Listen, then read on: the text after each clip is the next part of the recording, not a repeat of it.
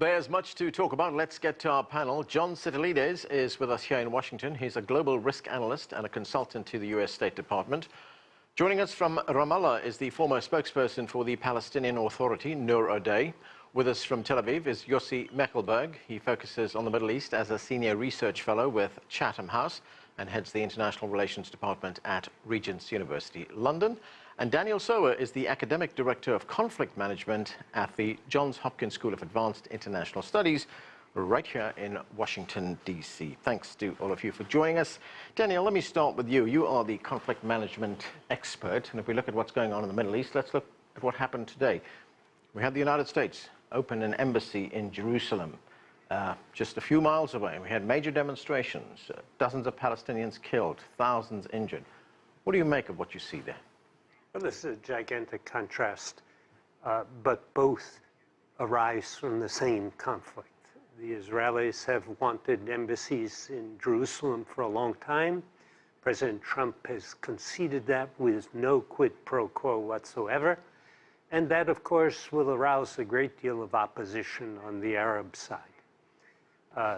In the meanwhile, Gaza is in desperate conditions, and it's not surprising that the 70th anniversary of what the Arabs regard as the Nakba, the Israelis, the Jews in particular, regard as their day of independence, that all of this comes to a head at the same time. Let's go to Yossi in Tel Aviv. And Yossi, President Trump says that what he's done here is effectively taken Jerusalem off the table. This is one of the most controversial issues in these negotiations between Palestinians and Israelis. It's a very combustible issue. He says, I've taken it off the table. Is this going to help the cause of peace in that region or make it worse? How can you take Jerusalem off the table? Jerusalem is at the heart of the conflict. It's a major part of the core issues, part of refugees, two-state solution, borders. You can't take it off the table without actually resolving both Jerusalem as the capital of a Palestinian state and the Jewish state. So what he did, he prejudiced any future agreement between the Palestinians and the Israelis. He says, I recognize the right of the Jewish state as having Jerusalem as its capital, and I completely ignore the rights of Palestinians to have it. Go back to any negotiations in the last 20 plus years, and you see this one of the issues that caused the peace process to collapse, including in Camp David in 2000. If he really wanted to take Jerusalem off the table, he should have either wait for a final status agreement and then recognize both, or do it now. What he did now, he just entrenched the conflict over Jerusalem. Noor, what is the Palestinian view on what we saw today? We had the U.S. Embassy opening in Jerusalem. What is there for the Palestinians to negotiate right now? We see President Trump saying he wants to take Jerusalem off the table. We also see the expansion of settlements in occupied territories. What is there left? Is there anything that the Palestinians can now negotiate? Well, as your guest in Tel Aviv said, Jerusalem is at the heart of the table. Without Jerusalem, there is no table. There is nothing to negotiate on. What the U.S. administration has done is basically send a message to the Palestinians that the weaker side of this equation, the occupied in this situation, have no rights, that the U.S. administration has no regard for their rights, for their aspirations, for their legitimate claim to Jerusalem as well, for international law. And as such, they celebrated the end, the demise of the peace process as we've known it for the past 20 plus years, while the Israeli occupation army was killing dozens of Palestinians with American cover. I want to ask you about those protests, those demonstrations that took place in Gaza. Dozens of people killed, thousands of wounded. These demonstrations have been going on for weeks right now. What does it tell you about Israel's response to Palestinian protests? Well, look, Israel faces a crisis when it's confronted with peaceful Palestinian protesters. And you can see that with the kind of aggressive reaction with the measures taken against protesters in Gaza. There are thousands upon thousands of Palestinians on the eastern border of the Gaza Strip protesting. And yes, some of them get close to the border with Israel proper. Some of them even breached the border. None of them were armed to kill dozens of Palestinians. More than the number of Palestinians killed over the past 7 weeks in less than 12 hours is an indication of how emboldened Israel feels right now, how protected, how shielded it feels. At the United Nations, they have Nikki Haley, who will ensure that the UN Security Council will not assume its responsibility towards peace and security, towards ensuring respect for UN Security Council resolutions. And at the international arena, they're very comfortable with the kind of protection that Trump is affording Israel and the cowardice, frankly, of the rest of the international community. John, what is your view on what President Trump has done here? And we have to remember that this was a campaign promise that he would move the embassy in Israel to Jerusalem. Has he made a very complicated situation even more complex right now?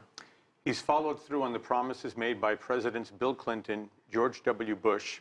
This began in 1995 with the Jerusalem Embassy Act, and George Bush supported Clinton's policy, and the U.S. Senate ratified that act by a vote of 95-0, completely bipartisan, unanimous support in the Senate for moving the embassy to Jerusalem.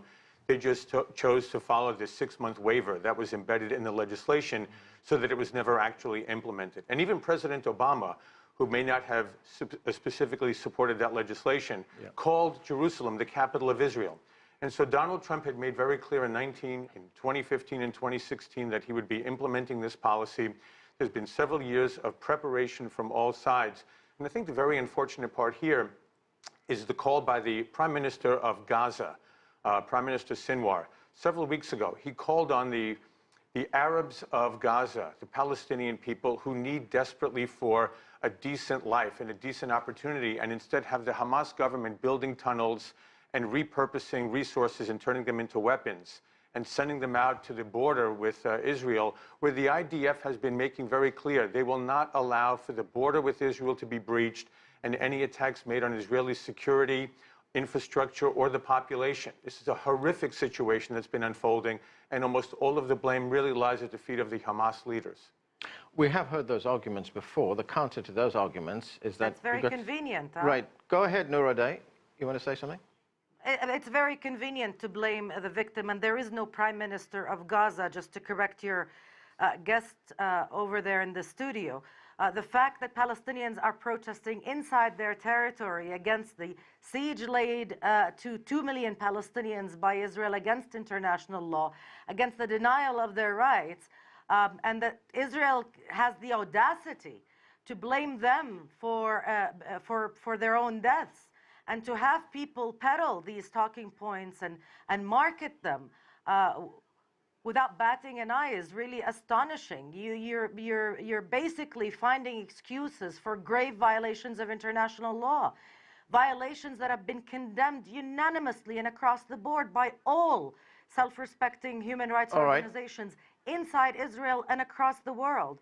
There's still a very serious divide between the Palestinian Authority and the Hamas leadership in Gaza. As a matter of fact, the PA isn't paying salaries and providing essential obligations for government resources and responsibilities in Gaza because of this political divide. And unfortunately, we see this playing out. The Palestinians in Gaza are ruled by a terrorist organization that is being paid for by the Iranian government in the form of Hamas. The Palestinian Authority, unfortunately, has almost no rule over the Palestinians in Gaza, and these are basic facts. I hear that. Yossi, you wanted to say something? But this is exactly changing the causality here. The Hamas is the result of not resolving the Israeli-Palestinian conflict. It's not only the Israelis, and yes, it has to do at the time with the election of the Hamas, with the corruption among the Fatah movement and their inability to serve their own people properly. But the Hamas, at the end of the day, is a result of it. The people that are paying that, they are not necessarily Hamas members. Those are the people that live for 10 years now under blockade. Those are the people that live in poverty, unemployment, with no access to sanitation, clean water. This is the issue. We can blame the Hamas as much as we like, and we don't have to like the Hamas. But we need to make sure that the people of Gaza are looked after. Make sure that they don't live in an open-air prison. Right. That they have access to food, to clean water. That's the issue. Yeah, no, I want to move back to the relocation of the embassy, and let's listen to what the United States National Security Advisor John Bolton had to say about this movement. Let's watch. It will make it easier. You know, it's a recognition of reality. If you're not prepared to recognize that Jerusalem is the capital of Israel, and that's where the American embassy should be, then you're operating on a completely different wavelength. I think recognizing reality always enhances the chances for peace. A recognition of reality, this will make it easier to achieve peace. Do you agree? It certainly doesn't make it easier to achieve peace. It is a recognition of reality. Everybody understood that Jerusalem was the capital of Israel. That's where its parliament meets, that's where its prime minister sits, that's where its president sits. There's no question about that, and never has been. The question is about whether the Palestinians will also have a capital in Jerusalem.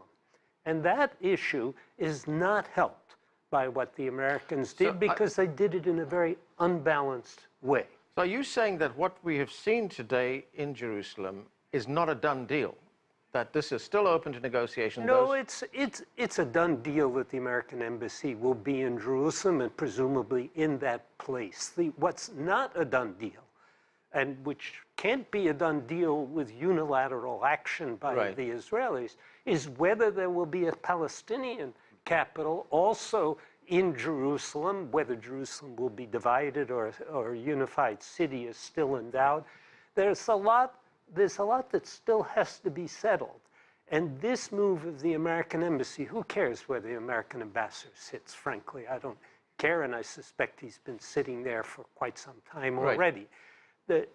That's not the issue. The issue is where the Palestinian capital will be and whether there'll be a Palestinian state. And this act by the United States doesn't help to clarify that whatsoever. John, I'll get to you in a moment. I'm going to go to Noor O'Day and ask her about that. Noor, is it still the Palestinian hope that one day the capital of a Palestinian state will be in Jerusalem, that what we've seen today is not really the final borders of Jerusalem? We're going to see negotiations. We could still yet see a capital in Jerusalem for the Palestinians.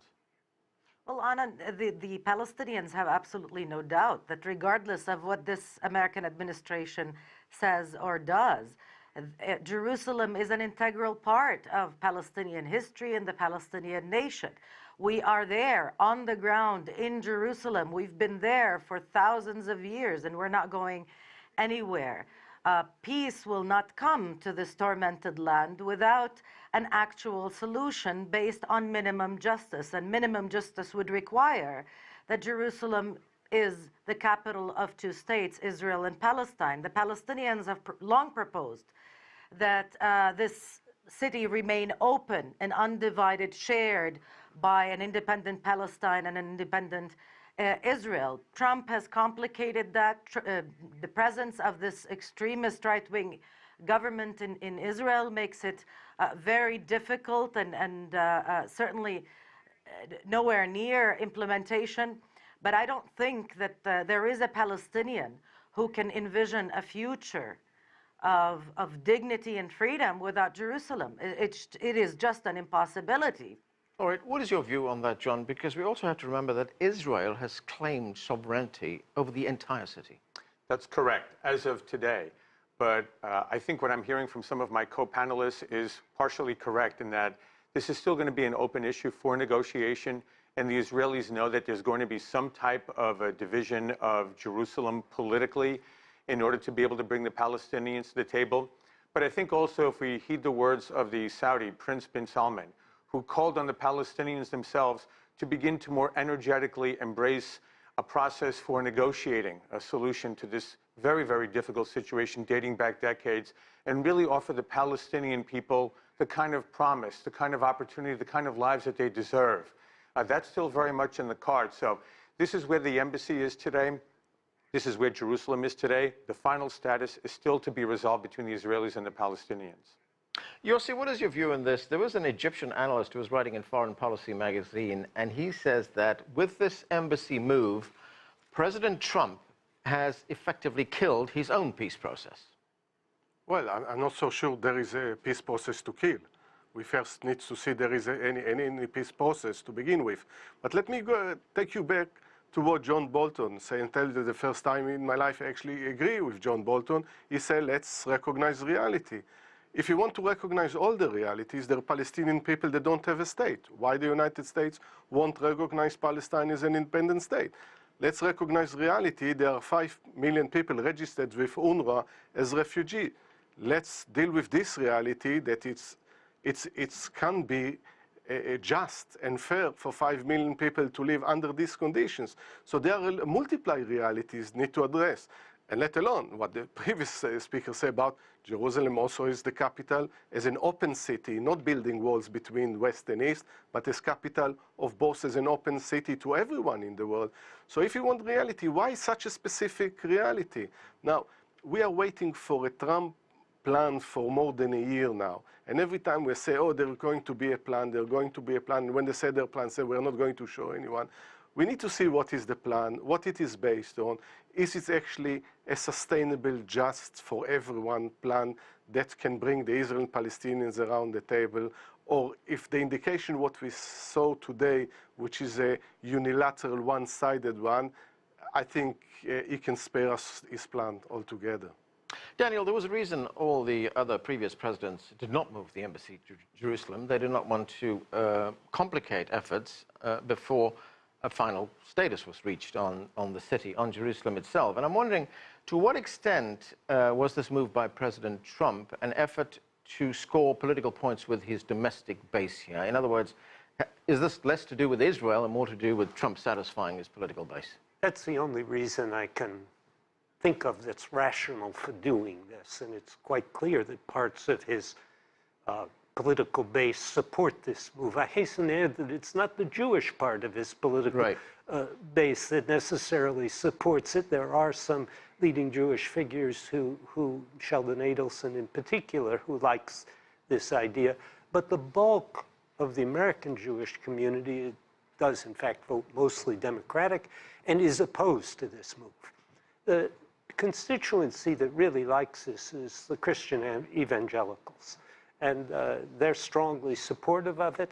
And I suppose there's benefit to Trump in satisfying that constituency, though I don't really quite see the point since they're going to vote for him anyway, almost no matter what. But this makes no sense in international relations terms. It makes sense only in domestic political terms. And even there, the sense it makes is tenuous. Noor, what about the Palestinian constituency, particularly that constituency that supports President Mahmoud Abbas, the leader of the Palestinian Authority? When you see something like this happen, when the United States moves its embassy to Jerusalem, when you hear the response from Israel, when you see what happens in Gaza, what does that do to the credibility of a person like Mahmoud Abbas? Look, I do not envy anybody right now in the Palestinian leadership, including President Mahmoud Abbas. He has been advocating an agenda of negotiations and a peaceful resolution to the conflict since 1974. And time and again, and year after year, Israel has undermined this agenda, has made him look weak and ineffective, and has made the idea of establishing a Palestinian state seem almost impossible for Palestinians. But I think there's another dimension to this that is equally dangerous. What the American administration has done today is not just undermine Palestinian rights, but also undermine international law. There are UN resolutions that outlaw the transfer of embassies to Jerusalem. UN resolutions that consider East Jerusalem occupied Palestinian territory, the UN Charter that outlaws the acquisition of territory by force. So for the US to be ignoring all of these, shoving them aside, shoving all of these legal realities and facts aside, and dictating a reality that serves domestic purposes and absolutely no purpose of peace here on the ground makes anybody who talks about the two states or peace or negotiations look like a fool. You'll see, you know, there's still lots of talk about a two-state solution. Just a moment ago, when we were talking about the peace process, you made the point that there is no peace process to be killed right now.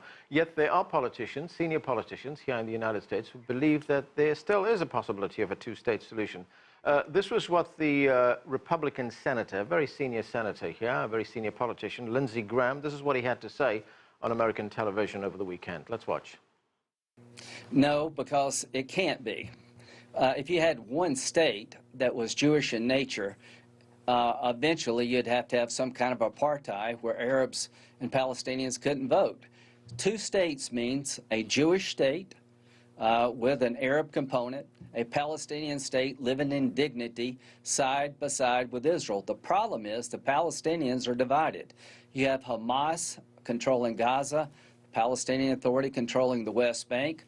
Gaza is a rocket launching factory against Israel.